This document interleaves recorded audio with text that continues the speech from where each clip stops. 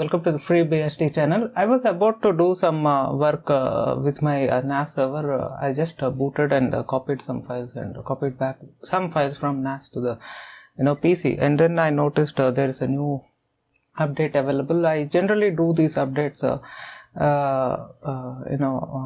myself. I don't video record, but this time I felt it is an interesting case because I have submitted a bug to the FreeNAS community.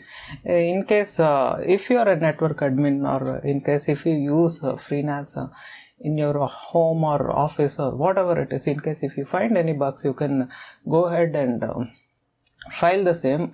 Sometimes these bugs can be repetitive duplicate bugs. In that case, the FreeNAS team will spot in case such duplicate, so don't hesitate, you can file your bug, and in case if it is duplicate, they will categorize under that the main bug which they are following up, whichever is reported first, and they are going to attach all this duplicate bug entries. So that way you can see here I have reported a bug where I found in the FreeNAS.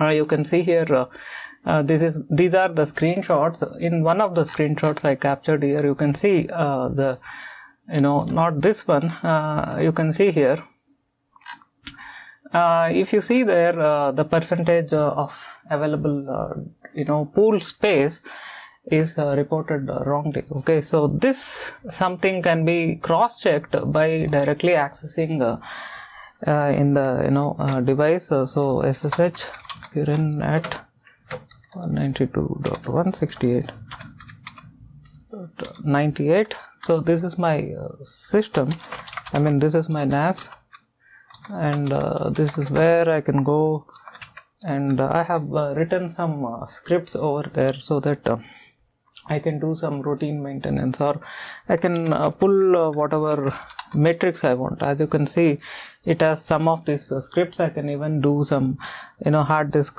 temperature or CPU temperature and stuff like that. Some will work as a normal user, some you need to do you need to give that root access. Okay, so you can see here one such script I wrote is to pull zpool capacity.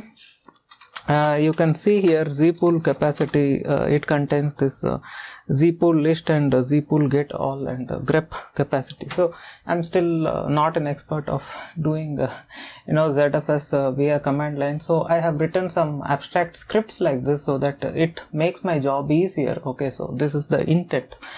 So you can see here it reports it clearly as 59% in this situation, and if I go back here the live system and go to the pools, it doesn't report it in the right way. So it's I'm not sure about this Bugsy which is exposed to the external world. I reported to the Chris and FreeNAS guys. I'm in touch with those guys. So when I reported, one of the guy have encouraged me to sign up and then report it over there. So which is when I felt it's interesting, and I reported.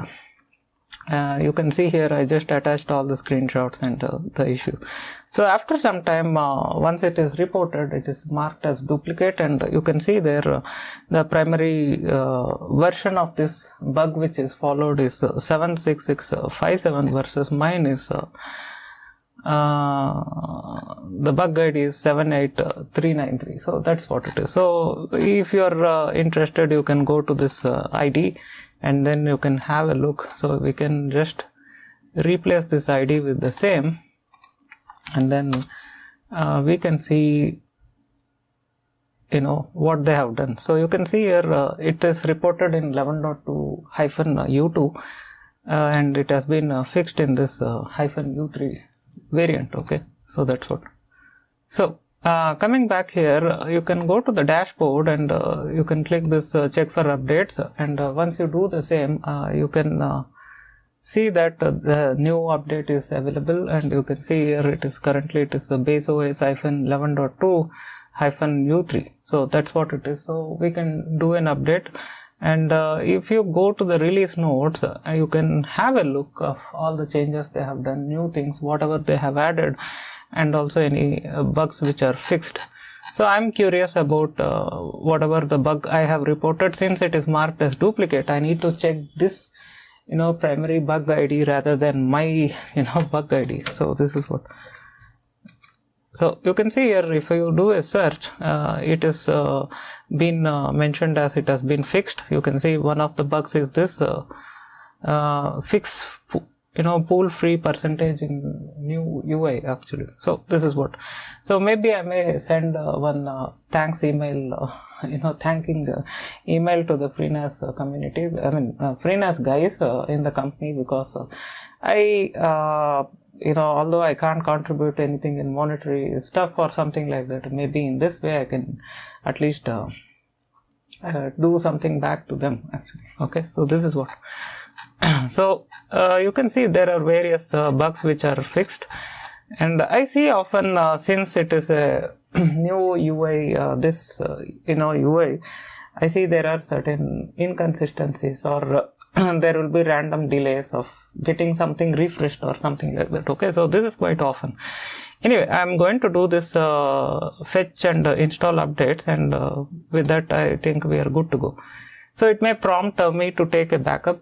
In case if you are new to FreeNAS, you should understand always it is good to take a backup, and it wants you to not it asks you a permission whether to take a backup with the password, because if the password is included and this backup file is lost somewhere, someone can get access to the system by knowing that password. So anyway, since this is not some enterprise application, I am fine. I am always I always maintain this backups. As you can see here, they are time stamped, so I know that which is the most recent one. So that's what it is, and I can now go ahead and do that update. Okay, so that's what. So this is something you can do in command prompt. I have done in one of the episodes in the past. I have discussed or I just showed a very quick automated demo where I was not in the video, but I did a very quick automated demo of the same process actually. So somewhere here I did the same. Live capture of updating or upgrading my lab VM FreeNAS to the other version. So that point of time I don't have a physical server, so this is where the server is. Hope you can see here, and next to my UPS actually. So that's where the server is. This server is connected to a dedicated another UPS over there actually. So since it's a home setup, okay, so I don't power on this server all the time, and the intent is not like using something like a Google Drive or some media server or something. The intent is to use it to take important backups. So that's what. Before getting this bare metal install, I did it in a VM, and then I did some extensive testing, and I had some learning curve due to the same. So it is always good if you are an admin. I just encourage you to do that type of an approach, so that you get some type of hands-on even before you deploy it on a production system. And then especially if something goes wrong, you will end up fiddling around the stuff, and you may do some goof up and end up losing your data. Okay, so be very specific about when you deal about anything like this. Okay, so coming back, you can see here it is anyway doing this update. So let's just wait for a few minutes. It is going to finish the same.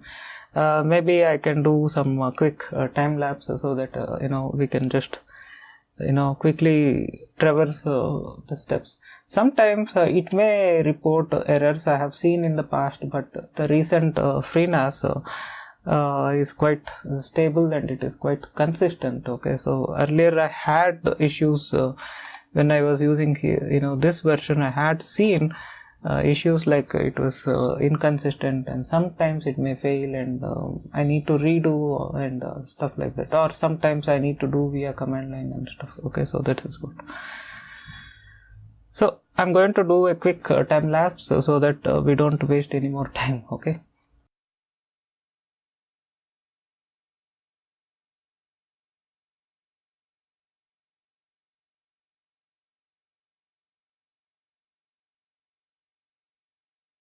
So yeah, it is it has supplied the update. Took quite a while. Looks like it's a significant change. It took quite a while to get it all done. So it's just currently rebooting the system, and hopefully it will apply those updates quite soon. So we just wait for the same, and also I want to cross check whether it has fixed that bug, and if there are any new changes to the UI and other things which they have discussed in this release notes. Okay. So one more thing, guys, I have once discussed about an episode on people complaining about getting their USB FreeNAS install getting corrupt and stuff like that. So I have shot an episode about the same in my other channel, the Linux channel. I'm really not sure. It is quite old. I mean, it's a topic called ditching FreeNAS or something. So in case if you're curious, you can have a look. Okay. I have shared a few tips about the same. Yeah, ditching FreeNAS. You can have a look. I thought recommending this video because I got after I posted this video, I got many emails about the same. So I have shared some few tips in this video also, in case once this update is over, I can show you quickly how I have done my setup. So make sure when you install your FreeNAS in a US, you install in some USB drive which has put inside some type of metal casing, so that it can dissipate the heat quite easily, rather than some plastic case USB drives which you find quite often. See, something like this. So this, although it's a very old USB drive, although it looks silvery, it is not a metal casing, it's an entirely made up of plastic.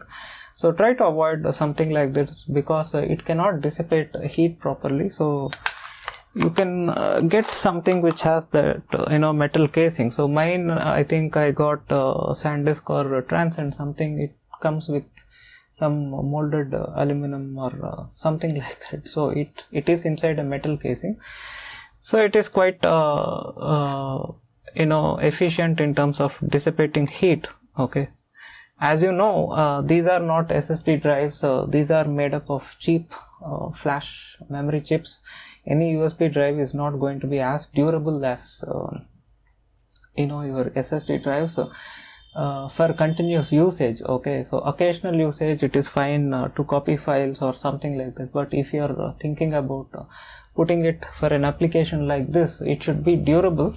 And we can't assure its durability, because it's not purpose built for such application. Okay, so although it is also going to contain a flash memory just like SSDs are far more resilient, and it will also have lot more error checking and stuff like that, because it's used as a hard drive replacement. Okay, so that's the main intent of an SSD drive versus something like a USB flash drive. Okay, so you just copy some content and transfer it, and keep it within yourself, and you go to office, you copy it, and vice versa. So it is not mainly done keeping that type of aspect. So be aware when you use a USB install FreeNAS system. If you are hesitant, better use an SSD drive. Buy a very cheap SSD which has less capacity. It's also fine. Or else you can install anyway in a hard drive and take a backup of the configuration, so that if the drive fails, you can restore within no time. Okay. So let's wait for this to come back, and I feel once it applies all these patches, it is going to reboot, and it is going to get back to the UI once again. Okay. Yeah, it has rebooted just now, and I can able to hear the long beep. So the reason I get the beep, if you have heard earlier, it beeps in a different way versus the regular PC. The reason is it doesn't have a video card, so it doesn't have processors, AMD Ryzen processor inbuilt video card, or else the external GPU card or anything like that. So that is why the motherboard alerts that it doesn't have any video card, so which is perfectly fine because it's made to work as a server, okay, dedicated server, okay. So I'm not sure is it going to revert back to the UI. What I can do is I can open another instance. Yeah, you can see here it is showing us connecting to NAS. Maybe it is still booting, or else it is updating and getting ready. It takes a while to boot, I know, because it is going to show that initial flash screen and stuff, so it takes time. So let us just wait and see if it gets back to the UI, okay. Well, as you can see here, it has reverted back this UI. Let's just quickly log in. Yeah, you can see here it's been updated as 11.2-U3, so it is the new UI. So I don't see any big significant changes in the initial screen. Yeah, so no more we have any more updates, so everything is applied. And I can check this storage pools for my bug whatever I have addressed. So this looks interesting because it is not updated the same. I'm really not sure, is it something that it's not fixed or it's not applied? I'm really not sure. Maybe I might discuss with this with the FreeNAS guys, or else I can reply back to the same bug whatever I have raised, or else their other primary bug over here. So I may get back to them. I'm not sure, is it some type of refresh issue or something like that? I'm really not sure why it is reporting as such. I'm pretty confident when I was using that old UI. Yeah, you can see here, I think it is due to some refresh issue. So it has been fixed. Okay, good enough. So it has been fixed. I don't need to do via command line this way. Yeah, you can see here it's been fixed and it reports the same. So I just need this because as you know, we should not use the pool which has more than 80% used, so that is going to make it a little bit underperform and it is quite risky. So the moment you touch around 80% of consumption, it is going to report alerts and stuff like that. So it needs some reserve space of at least 20%, okay. So that's what. So although the 20% doesn't sound much, if the pool is quite large, the 20% can be several TBs, okay. So that's what. If the pool is quite small, it can be few GBs, but if it is a large pool, it can be in the order of several TBs. So that's what I get this alert. So I don't see any other alerts other than the ones which I usually get. So that drive I'm marking down from few months. I may do some replacement sometime down the lane, okay. So that's what. So it is still fine because my pool is Z2 pool, so I can afford losing 2 drives, but still I may get no data loss and the data will be intact. So that's what. So as you can see, this way you can update your FreeNAS system.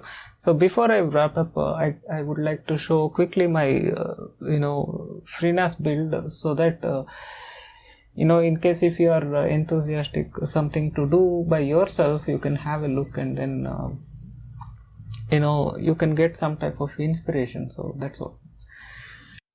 This is my server. You can see. Let me open this panel. I'm simultaneously holding a torch so that you can have a clear look. Yeah, so this is my server which I self-built. You can see here, this is what I was mentioning, the USB drive. Let me just shine some light upon. So you can see here, this is the USB drive.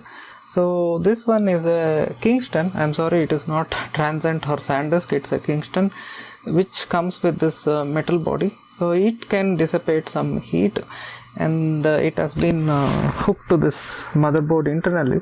I don't want to hook it externally and poking it outside over here. So I don't like that, so it has free USB ports, but having said, I don't like something poking outside, so it can you can by mistake mishandle, and it may break, and it may even damage the motherboard. So that's why, so I did this way. And this fan I have mounted temporarily at that point of time, but later I decided to keep it as it is, not to disturb the setup, because it can cool this top drives. The bottom drives are cooled via another fan which is mounted on the case. So let me get the focus. Yeah, there is a fan over here. It can cool these drives, but these drives need some assistance. So I have just mounted this. I can fix this fan to the case, but the case doesn't have provision to attach this large fan. Okay, so that's what. So I purchased this Cooler Master fan, and it can cool this top drives, although there is a small zone which can accumulate heat over here. So that's a bit worrying factor. So I have printed with a label printer all this drive serial number, so that in this angle I can have a look. So let me get the focus. Yeah, you can see here, these are the drive serial numbers. Some of them I have not done, because I can anyway read from this angle. Somehow I can read the same, whereas some I need to be able to pinpoint. And whichever contains these labels, it is from the big pool, what I have it in my system, and which don't have the labels, it's from the small pool. Anyway, I know that these are all 1 TB desktop drives versus this one is a very old 500 GB drive, which I may replace quite soon, sometime soon. And the drive which is alerting is one among these two drives. So one of the drives is a 1 TB desktop drive. I'm sorry, not a desktop drive, it's a laptop drive. As you can see, it's a Western Digital laptop drive, and above that there is another laptop drive. So one of the drives is quite old. It has recorded already 10,000 power on hours, so that may have that issue. So I may replace the same very soon. So that's what it is. But the problem is that there is no much space to deploy any other these large sized drives if I replace this tiny laptop drive. Okay, so that's what. So this is my system. I currently have only 8 GB of RAM. It is not ideal, I know that. I should have at least one more 8 GB DDR4 RAM, so that it can give me collective 16 GB of 16 GB of RAM. So that's what. So these are my SATA cables. Since the motherboard comes with only 4 SATA ports, I need this PCIe to SATA boards. Okay, so that's what. So with this I have total of 10 drives, so I need total 10 SATA ports. So that's what it is. So far it is working fine. I may do some maintenance sometime soon. I have done recently some maintenance. Having said that, I did some reconfiguration of this drives, and I did some evaluation of this drive, that how far it has been critical and stuff like that. So far it is fine. It's just maybe few bad sectors or something like that. So hope you enjoyed this video, as well as my tour of my FreeNAS build. If you guys have anything to discuss, be in touch via mail. Thanks a lot for joining me. Stay tuned. Have a nice day. Bye bye.